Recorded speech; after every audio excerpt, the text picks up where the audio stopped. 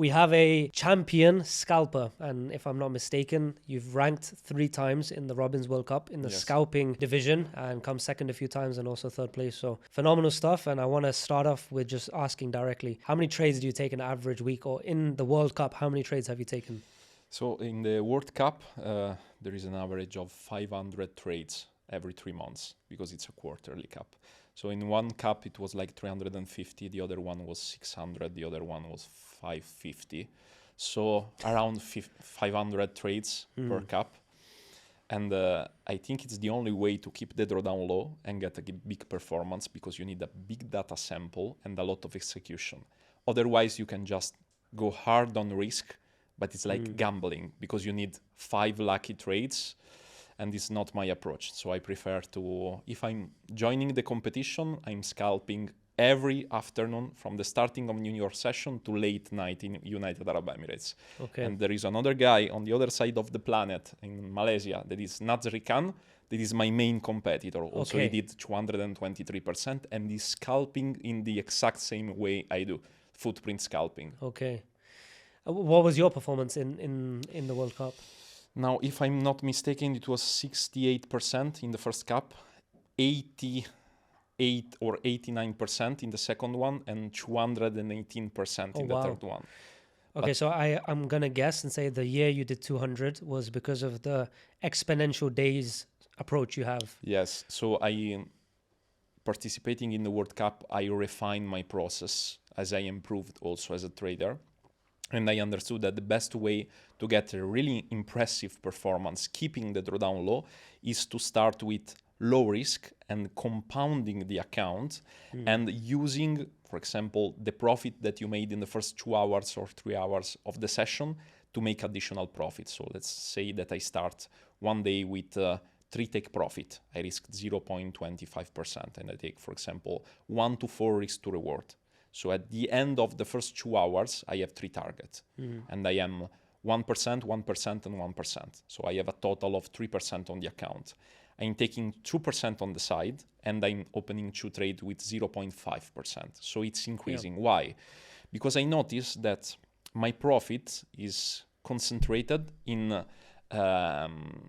very few sessions. So the big amount of profit I do is when Nasdaq rally and I join the trend in the correct moment. And when the strategy is not working, because maybe you are in consolidation, it's better to don't trade. So I take maximum 3 stop loss per day and I'm done for the day. If I have a streak of 3 stop loss, it means that it's not the environment to use my strategy. Okay.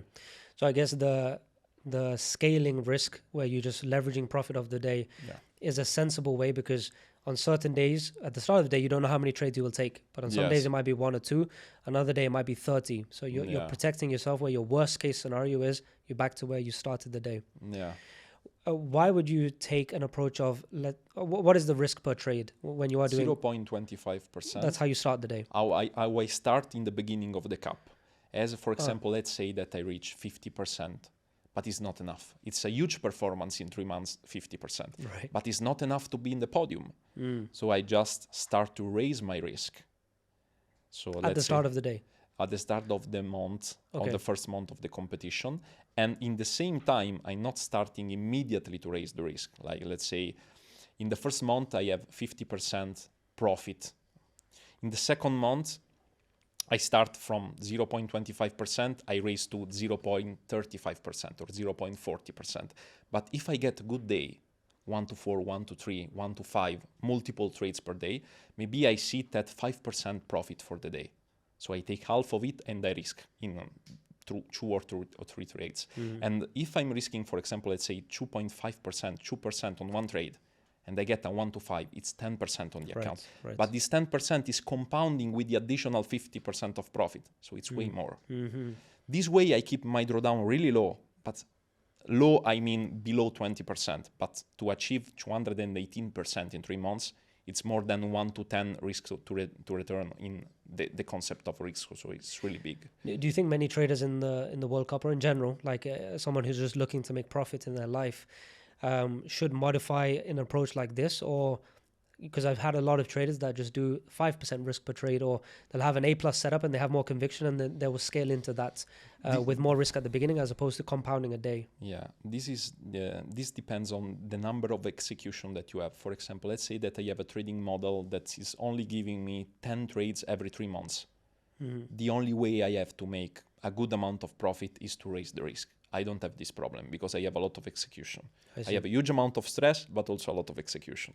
So, but yes, maybe you are a swing trader, or maybe you are intraday trader. Intraday traders maybe have 1 setup per day, 2 setup per day, and some days or some weeks 0 setup.